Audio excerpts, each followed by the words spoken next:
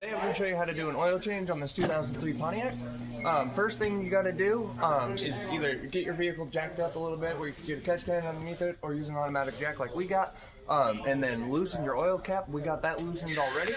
And now that you're underneath the vehicle, you're going to look around for your oil pan, which is on this particular vehicle is this guy right here, and look for our drain plug, which is on the back side right here. And also while we're underneath here, we want to locate our oil filter, which on this particular vehicle is right up here. So now that we have isolated those two things, we are going to come in here with our socket, which in this particular case is a 15 millimeter. We're going to come in and bust this guy loose. Maybe. Good Lord. And the oil. Ooh. Can you take a photo of it? This? Once we get that loose, we're going to get our catch can. We want to bring it back a little bit so oil, when it comes out, it's going to shoot out. So we want this where it's going to be able to catch that shooting out oil. And as soon as we get this getting low or close, we're going to do this. It's almost there. And pop it out. And our oil is draining. You can stop it for a minute. Now that that is almost done draining, one thing to look at is you want to look for your O-ring. On this particular drain plug, on this particular vehicle, this black part right here, that is an O-ring. This drain plug has a built-in O-ring, but most vehicles don't. They have just a plug that looks like this, but this black part ain't there. And so it's either going to be seated on the face of the bolt right here, or it's going to be seated on the back of the hole right over here, and it will just pop on off, and then you want to replace that, because if you don't, oil will end up dripping out of there. But now that we got this just dripping, we're going to start by hand tightening back in, so we make sure that we're not cross-threading it. Keep on hand tightening it. We're going to run over here real quick, grab our ratchet, and for this quick moment, we're just going to snug it up just like that. We'll come back and torque it. But while we are underneath here and we got that drain plug back in, we are going to remove this oil filter right here by just simply unscrewing it, making sure we don't make a mess.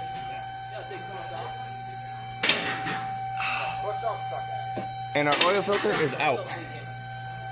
Okay.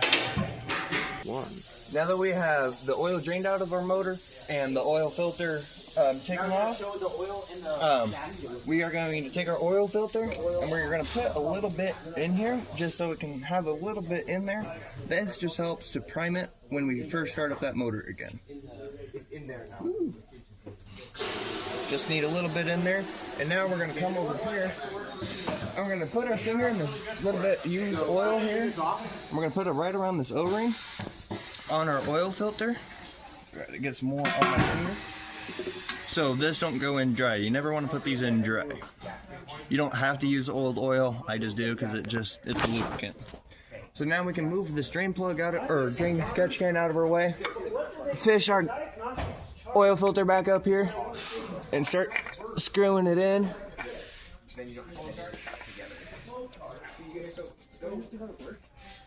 So we did just go on our website that we use called Protoman and found out that our drain plug torque spec is 18 foot-pound, so I have our torque wrench set to that, and now we're just going to put it on and start tightening until we hear a little click.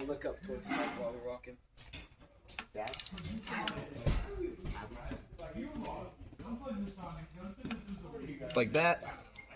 And then now it's torqued. Our oil filter is hand tight, and now I will meet you in the engine bay. Now that we're back at our engine bay, we got our proper oil. Most vehicles, if you just look at the oil cap, you'll see right there it's 5W30. If for whatever reason your oil cap doesn't say it, search up an owner's manual, do a quick Google search. I would search up your vehicle, but make sure you put the motor that's in there. This motor takes 4.5 quarts. We got a 5-quart jug right here, so this ain't gonna take all of it. And we're just gonna pour this into our motor. We want to pour it slowly so it doesn't overflow and come out the hole. We're using a funnel so we don't make a mess. Okay, give me your phone. It's slow.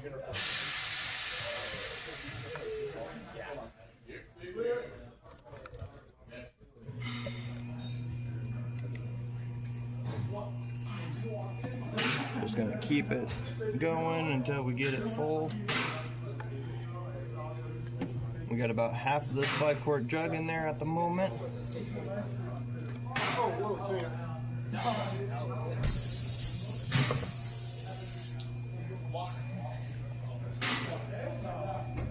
Got about 2 quarts to go.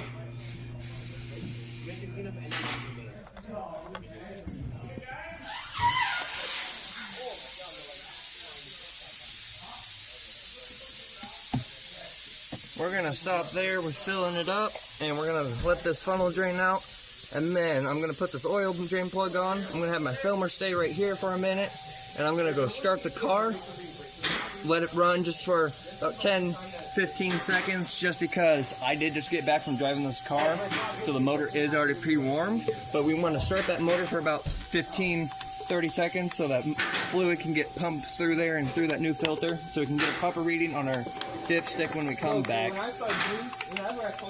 If you are doing this with a cold motor, I would let your motor warm up just to where it barely hits operating temperature, and then turn it off and check it. So we're gonna put our cap back on.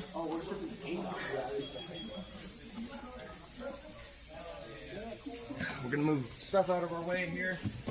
I'm gonna go start the vehicle. I actually just took all the oil out, so now it's like a rusty now.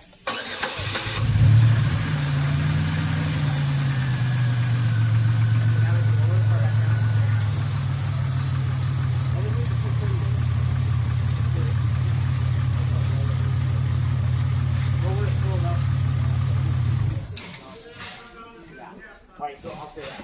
Now that we let our motor run for a minute, we're gonna pull out our dipstick here. You can say it for years ago, I'll say it. Always wipe it off, and then we're gonna put it back into our motor, pull it back out, read what it's at. It's not quite full yet, so we need to add a little bit more into it.